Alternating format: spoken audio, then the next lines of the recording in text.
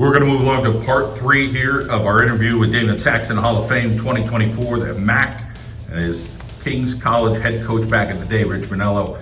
Damon, let's talk about, get ready for camp, senior season. Yep. Were you ready to go, fired up, thinking, this is it, man, it's going to go real well, or were you still a little hesitant at that point, coming off that ACL surgery? All right, so I was just thinking about this on the way up. I don't even think Coach told me I was going to start. I knew I was in shape. I knew I was fast. I knew I had lifted the weights, but he didn't give me anything. So when we got into camp, he just let us work.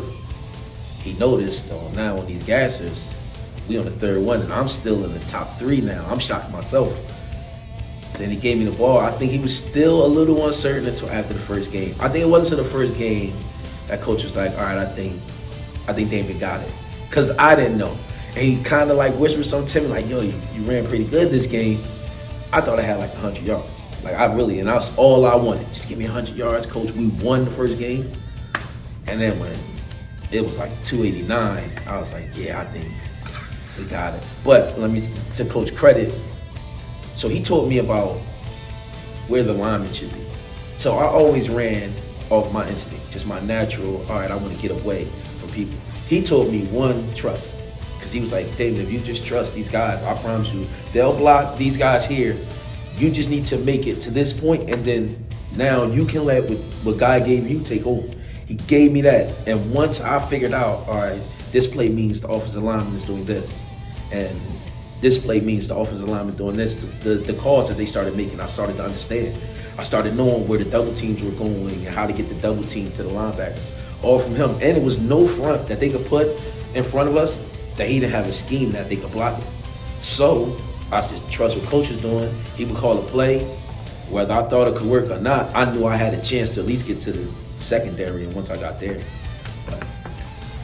It's been a while since this guy was running at Kings, but you remember that senior year of his and that first game, and then how that season kind of developed for him?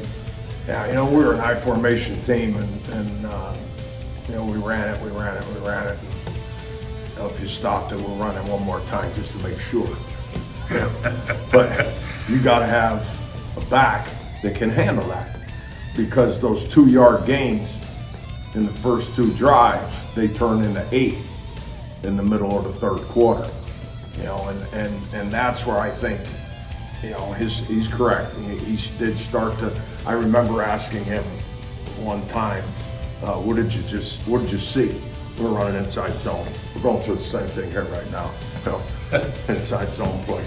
And I said, what'd you see? And he goes, it just looked brighter. And he goes, I ran there. And I said, okay, well then we're gonna figure this out. And hey, there's a little bit more to it. And that's where he picked up, and bought into, it's another phase. He could have ran and probably had us close to the same year, but he bought into learning more about what was going on up front. And now when you take that, he could cut, and you'll hear this, people at every level talk about backs. They have a vision. The great ones do. I didn't teach them that. And that ability to stop on a dime without losing speed and get back up to, acceleration and staying square, that he had. And then when you added the fact that he wanted to learn what was going on up front, and when he started to absorb, okay, these guys are gonna move those down guys, I gotta press the ball and move those linebackers to help my guys, and that was it. And then, it's not schematics. Okay, you've heard me say that a million times, right? They got 11, we got 11. Comes down to who can power clean.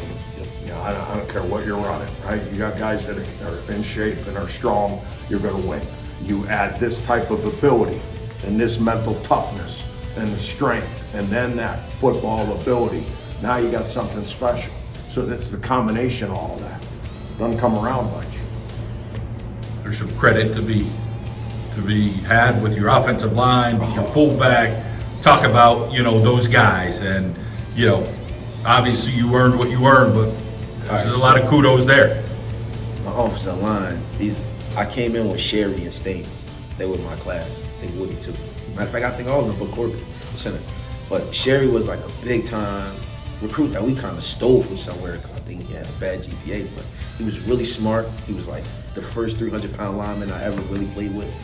So he was my left tackle. My right tackle was Staines, who, I'm gonna be honest, if he went to another college, he probably wouldn't have played. But coach, like, I don't know, he's like a wizard.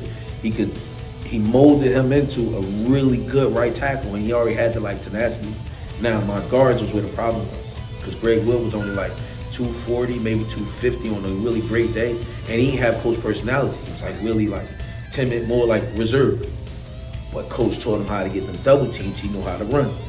My right guard was Smitty, Chris Smitty. He was only like 220 pounds. I'm gonna be real honest. I don't know how coach like got him to block, but just know you could never go through. Like, I never had defensive lineman hit me in the back. And my center, he was like the junior. That was my guy. I would harass him in practice. Coach would tell me like, you know, I need to leave him alone because I gave him a hard time. But like, and fun, just to keep practice a little. That was my guy. My tight end, I'm sorry if I'm being a little long, but my tight end, Merritt, he was the first like passing tight end that we had. No offense to you, Matt Dents. I like you too. But like, Merritt could catch, man, so coach could use him. But they liked watching me run, so they didn't mind blocking. Our wide receivers, James Peel. He was our first wide receiver that was catching, well, but Peel used to catch big passes. He started opening up our play action game, which gave me more lanes to run. Kenton Vincent, that was my roommate. He was my other guy. He was like my friend, so he always wanted me to do good. He didn't mind blocking. So all those long runs happened because those wide receivers, the offensive line, and my fullbacks, I had three of them. Matt Conant, he was All-American. He probably was the best fullback that ever played for this school. Chris Shiver, who ended up being the tailback the year after I left, I thought he was awesome coach. He was a really tough kid, really cool. And my best friend was my best friend to this day, Mike Carell. He was the meanest, most aggressive fullback we ever had. So in the stint where he would play and me and him would be back there, he would just punish those guys. They would do the lion's share of the work. They would make me, make my job a little easier, and then I would just finish the deal for them. So coach had the scheme. The guys would block. The wide receivers was willing blockers. They knew if we got to the secondary, we could make some big plays. So it wasn't just me. It was all 11. I could talk about the backups too. My quarterback, Tommy Parentoli, that is I don't talk to him now, but we was like such good friends during the season. Like, our huddles was phenomenal. He never had like a bad day. So even when games wasn't going our way, me and him would still find a way to like laugh and joke to keep the team balanced. And we had the best coach ever. So when you add the best coach with guys that's willing and all working together, it seemed like they were just working for me to do good, but no, they was just working for our team because we had like a lot of team success. This was the most team success we had. They all bought in. Coach Anderson and Coach Mannello, great friends, great guy. He's up in Connecticut now. Yeah. Coach Anderson recruited you. You still talk with that man? Yeah, I still talk to Coach Anderson. Coach Rasher too. Coach Rasher was the first person that saw him. He left to go to Yale. But I talked to Coach Klein, the offensive line coach. God bless Coach Amatrano, the dad. Like, he was one of the guys that told me when I was young that I would be special. He would whisper to me like, "Yo, Damon, you got it. You know, you just got to keep working." And he was like, I don't know, he seemed like younger coach. He was like hip. He understood how I talked. So he would just, every now and again, he'll give me a nudge or he'll give me a look and a wink. Coach Walker, I don't know, we just had some good coaches. It's a long time ago. You know, we're going back years. This is a great story to hear. Yeah. This guy's still in northeastern Pennsylvania. Yeah. This guy still keeps in touch with you. This guy's coaching young kids, high school kids. I'm sure there's a lot to be proud of from your end to know this guy's still standing tall. Yeah, I almost led with that when we started talking, but I know you wanted to bring it back a little bit. All this stuff that's been discussed, I got to interject here with Coach A. None of that down there at Kings, any of that happened without Jim Anderson. And we had always had a great staff, but Jimmy was the guy. He was the guy that we built that thing together. And he got most of those kids. He kept them, the whole thing. And what allowed us to do schematically what we did with Damon on offense was because we had a defense that could stone you, and he let us play that field position game, you know, and punting was okay, you know, because we knew that we'd get the ball back, you know, so it was all of that together. And that's why he's deservedly going into the Hall of Fame. But the part that I'm most proud of is he never left, you know, and again, he had a lot of reasons too, but he stayed, and I think you have an appreciation for what he's done in Wilkes-Barre. I know I have. He's you know, he's changing cycles, right? He's saving lives. I'm not over-exaggerating that fact.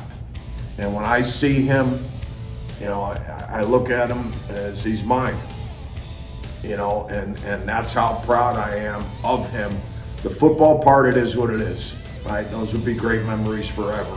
But I see what he's doing in the parks, in the streets, with the kids, in the gyms, you know, and a lot of this will never get told until somebody else is his age and says, Damon Saxon changed and probably saved my life. You know, that's why I think he's going in the Hall of Fame. You know, I mean, that's, we're in the kid saving business. You know, and that's not an over-exaggeration, especially today. These kids, you know, people talk about how hard things were. It's all relative. It's always been hard, but I think and we talk about with our kids all the time here, at least once a month, about the no redos. There's a lot of no redos out there right now. There's a lot more of those than there used to be, and I think that's the difference. You know, that you make mistakes, the odds are higher that you're not going to get a do-over on it if it's the wrong mistake at the wrong time around the wrong people. And he's changing that, you know, and I love him for that. You know, I'm so proud of him, and that's the part I'm proud of because I know the impact that he's having there. Well said. I don't know that anybody else is seeing the full picture of what Damon Saxon's trying to do here in northeastern Pennsylvania in the city of Wilkes-Barre. He doesn't say no to helping kids. He'll come over and try to motivate a kid. If it's 10 minutes in the middle of the day during his lunch, he's willing to make that sacrifice. Congratulations. What a great story to hear from both of you. Catch up. Damon Saxon, congratulations. 2024 Hall of Fame in the MAC. I love you, brother.